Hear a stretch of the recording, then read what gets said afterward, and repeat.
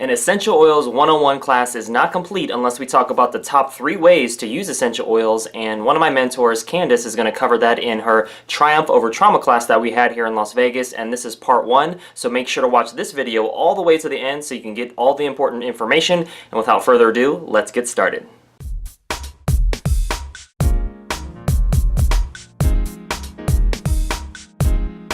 Our guest speaker and the best one to teach the class is Candace from Romero. She is our platinum upline in Oakland, California. So she hasn't been out to Vegas for a little while, so we're excited to welcome her and have her teach the class tonight. So I know for me, I love this class, and she is the best one to teach the class because she has worked with trauma and women's crisis shelters and hotlines for many, many years.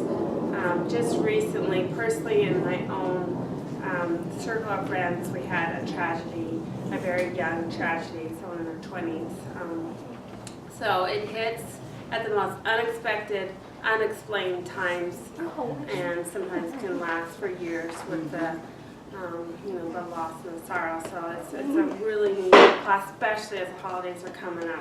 So, it's a good time to learn and to get this information and then go out and you can help others with what you learned and how the oils can help. So welcome, Candace. Thank you, Malie. Can we call you Bubbles too? What's that? Can we call you Bubbles too? Absolutely, absolutely. That will actually help to keep a smile on my face. But thank you to Malie and to Lance for hosting me. You know, I come out here and they put me up and put up with me. And they feed me and they take me around places. So I feel really lucky to be supported by them as I come to support you.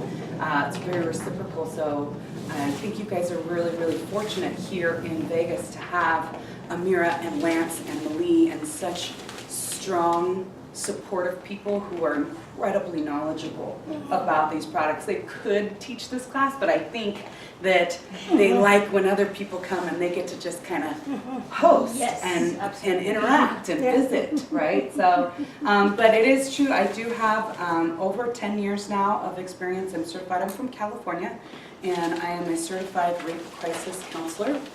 I have worked with the same organization for almost 11 years now, and I'm actually now sitting on their board of directors and helping to steer the future of the organization as well. This is definitely a subject that's near and dear to my heart. Amira, do we have more of these handouts? Yeah, they do. Okay. Can we get one for our newcomer? Can I have one too, just to reference? Oh, of course.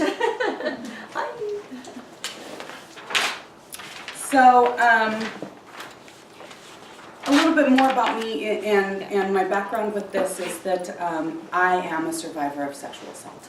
So that is ultimately what led me to this place. But before I came to this place where I'm able to support people through their own triumphs and tragedies, I had to go through a really, really dark time. And I didn't know if I was going to come out of that dark time. And it felt like it was never ever going to end. And then I started going into, oh, no, everything's fine, everything's fine, everything's fine. And then it was like everything would just kind of come crashing down around me.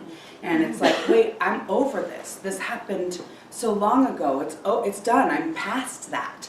But that's not how trauma works. So mine is very specific to sexual assault. But I have supported other people. It could be a home invasion. It could be the loss of a loved one, which I've experienced, unfortunately, quite a bit in the last couple of years. It could be an auto accident, a fall, right? I've twisted my ankle before, and let me tell you, before I go out into a field, I have these like flashbacks where I'm envisioning this and I'm remembering the pain and I'm trying so hard, like, no, don't manifest that. No, that's not, everything is fine, everything is happy.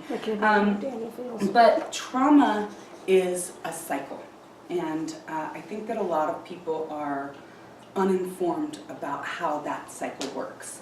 And the cycle that we start to create, it becomes our pattern. And it's really difficult for us to be able to see beyond that pattern. We have now established that this is our new normal. And so there are things that can be done. There are tools that we have. There are ways that I think that I can help if any of you guys are experiencing these cycles. Hopefully, what happens with these cycles is that the good times get longer and longer, and the bad times get shorter and shorter. That's what I hope happens, and I don't know that it's realistic to think that I'm never going to have a bad time ever again. That's just not the way of the world, right? So, how many of you guys are using essential oils right now? I want to know. Okay, a lot of people here, so I'm just going to do a little bit of basic education before we jump into this. But maybe you guys can help me with the basic education. So, anyone know what an essential oil is? Yeah, what's an essential oil? An essential oil is from either the plant or the tree, and you take and you squeeze out all the oils. They what do they call it? They extract the components out of there and the oils, and it's very, very potent. Yes. Very Yes. potent, and that's what they are. Exactly right. So essential oils are the aromatic compounds that are found in every single plant, whether it's a tree or a flower or something that you might call a weed, right? And they're concentrated in different parts of the plant. So sometimes we want to pull the oils from the leaves because that's where they're concentrated the most. Sometimes we pull the oils from the roots because that's where they're concentrated the most. And so we end up getting things that smell like, oh gosh, this smells like I'm walking through a forest. Well, those are probably things that were extracted from leaves or maybe bark. There are some that we think this smells like dirt. And chances are that is extracted from the root of the plant, right? And some are very flowery. I know, I had just drank a glass of On Guard, and I walked by my boss, and she goes, "Oh, it smells like Christmas." Because it's got the cinnamon and and the clove and the in there. cinnamon and everything else that smells Christmassy. Yeah. Fancy. Exactly, exactly. And so they are incredibly potent. They are 50 to 70 times more powerful than herbs alone. So a lot of people are like, well, I eat these things. You know, for example, we just got really exciting at convention. They just released turmeric essential oil for the first time. And people are like, oh, well, I eat this in my diet already. Well, the thing is that when we're using actual dried herbs, essential oils are very volatile, meaning that they evaporate very quickly. So if your herb is already dried out, most of the oils have already evaporated off of that herb. So when we collect them in the essential oil, we're getting a much more powerful dosage than getting them from the herbs themselves. Now, there's no nutritional value to the essential oils. So still eat your fruits and your vegetables and spice your food with your herbs and all those good things that are going to help our digestion, going to help provide the nutrients that our body needs. But the essential oils that we're going to get are going to be far more powerful than just eating the herbs alone or just using the wedge of lemon in your water is not going to have the same potency as putting a drop of lemon oil into your water, okay? So that's what an essential oil is. There are 3 general ways that we use essential oils. Who knows, because you guys are all oil users here, what is one of the 3 ways that you can use an essential oil? Aromas. Aromas, smelling it. So that's the first way. What's the second way? Internally. Internally you can use it, and who's got the third way?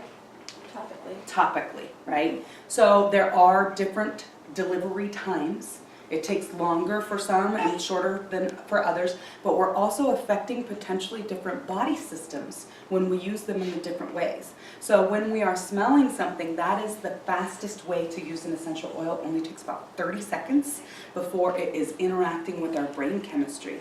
Now, when we are using things aromatically, we are also very quickly affecting the part of our brain that our sense of smell, our olfactory nerve, is connected to our limbic brain, which is immediately responsible for our emotions, our sleep patterns, our memories, our ability to focus. So anything mind, mood, sleep, memory, all of that kind of stuff is going to be best and most quickly affected by using it aromatically, all right? Now, The second fastest way to use it is going to be topically. It only takes about 30 seconds to 2 minutes to soak in through our skin. All of our oils are lipophilic. They absorb in through our fat cells, and then they get distributed all throughout our blood system and delivered to our body very, very quickly and effectively. And my rule of thumb for topical use is if I can point to it, then topical is going to be the best way. You know, I've myself and it's itchy, right? I'm going to go ahead and I'm going to put that myself on the stove. I'm going to go ahead and put it right on the spot, right? I have some funky thing going on with my skin. I'm going to put it right here. I'm feeling achy. I'm having a little bit of tension, right? I can point to it, then I'm going to go ahead and I'm going to apply it right on that spot, okay? Now, the last way that we can use things is internally. Internally is the longer delivery method, depending on how we use it. I actually forgot to ask for the peppermint oil. Can I have some peppermint oil? Look at that, Johnny on the spot over here. So one of my favorite things to use internally is peppermint oil. And I do a peppermint lick. How many of you guys have done peppermint lick? Yeah. Oh, because you're nursing. Yes, that's right. Nursing mamas, this is not for you. Because peppermint does